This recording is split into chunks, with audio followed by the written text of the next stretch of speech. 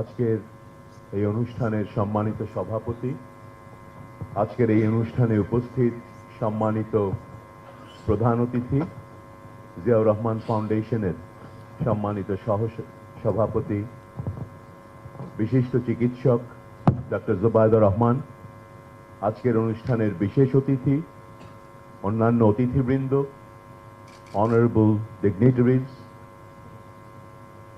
এবং আজ এখানে উপস্থিত এই ট্র্যাজেডিতে যারা সার্ভাইভার এবং তাদের পরিবারবৃন্দ, যারা চলে গেছেন আমাদেরকে ছেড়ে, তাদের পরিবারবৃন্দ।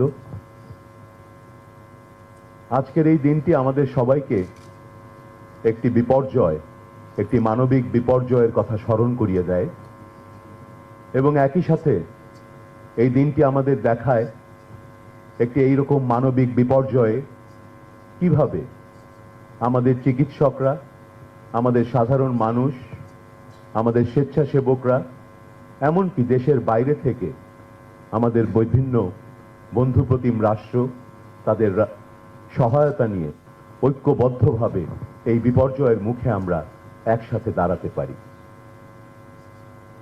অনেকগুলো বক্তব্য হয়েছে আজকের এই শোকের দিনটিতে।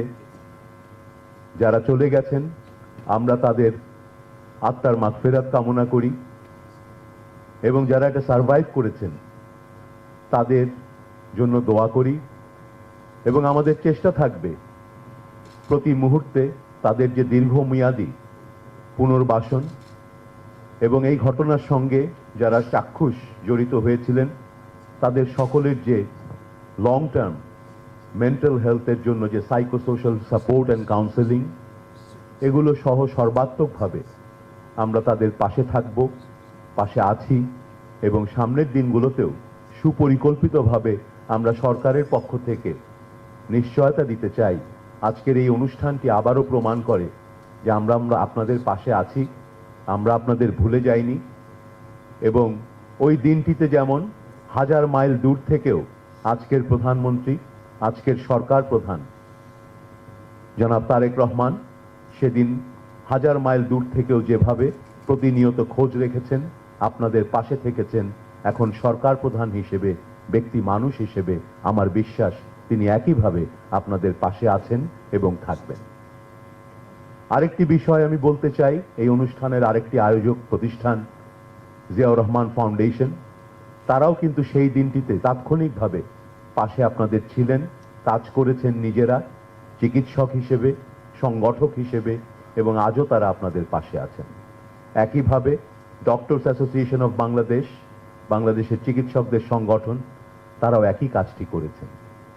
তাই আপনাদের পরিবারগুলোকে আমি আশ্বস্ত করলাম যে আমাদের পক্ষ থেকে আপনারা এটা সবসময় পাবেন, কারণ আমরা এই মানবিক বিপর্যয়টিকে আমাদের যে যৌথ মানবিক রেসপন্সের মাধ্যমে ধারণ করেছি, এটি শুধু একদিনের ঘটনা নয়। এই আস্থা, এই বিশ্বাসের জায়গাটা নিয়ে একটি মানবিক বাংলাদেশ গড়ে তোলার জন্যই আমরা সবাই চেষ্টা করছি। অনেকগুলো বক্তব্য হয়েছে, আমি তাই দীর্ঘায়িত করব না। এই ইনস্টিটিউটটি সম্পর্কে এবং এই ইনস্টিটিউটের সম্ভাবনা সম্পর্কে আমি দু একটি কথা বলতে চাই। বাংলাদেশের চিকিৎসকদের জন্য এটি একটি ন্যাশনাল ইনস্টিটিউট, যেখানে বার্ন অ্যান্ড প্লাস্টিক সার্জারি সর্বোচ্চ চিকিৎসা যেমন হচ্ছে, তার চেয়েও আমি মনে করি বড় ব্যাপার আগামী প্রজন্মের জন্য আমাদের যে আরো বেশি চিকিৎসকদের এই বিশেষায়িত ব্যবস্থায় প্রশিক্ষিত জনশক্তি হিসেবে গড়ে উঠতে হবে, সেটার জন্য এটি হচ্ছে আমাদের সর্বোচ্চ এপেক্স ইনস্টিটিউট। এবং ওই বিপর্যয় মুহূর্তে আমাদের বিভিন্ন বন্ধুপ্রতিম দেশ, we received tremendous support from Singapore, from China, from India, from UK.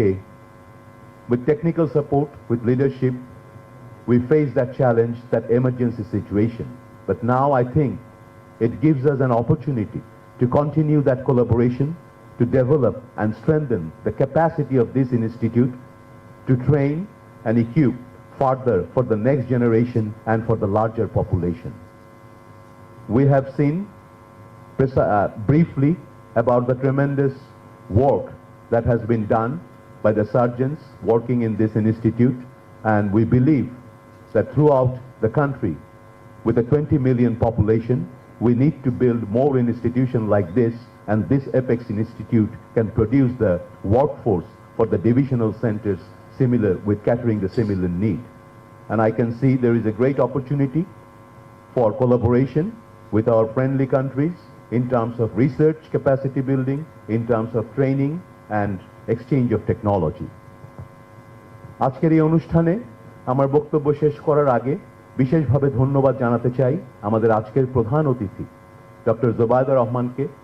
তিনি একজন মেধাবী চিকিৎসক, একজন মেধাবী ছাত্রী ছিলেন এবং একজন মানবিক মানুষ হিসেবে আমরা দেখতে পাচ্ছি আমরা বাংলাদেশকে যেভাবে মানবিকভাবে গড়ে তোলার যে প্রক্রিয়াটি চলছে, তিনি তার অবস্থান থেকে প্রতিটি মানবিক এই ধরনের কাজগুলোর সঙ্গে সম্পৃক্ত হয়ে আমাদেরকে শুধু নয় পরবর্তী প্রজন্মকেও উৎসাহিত করছেন এই ধরনের কাজে। তাই আমি বিশেষভাবে একজন চিকিৎসক হিসেবে এবং একজন রাজনৈতিক সংগঠক হিসেবে আমরা যারা দেশকে নিয়ে প্রতিনিয়ত ভাবি, আমরা তাকে ধন্যবাদ জানাতে চাই এই লিডারশিপটা নেক্সট জেনারেশনের সামনে তুলে ধরার জন্য।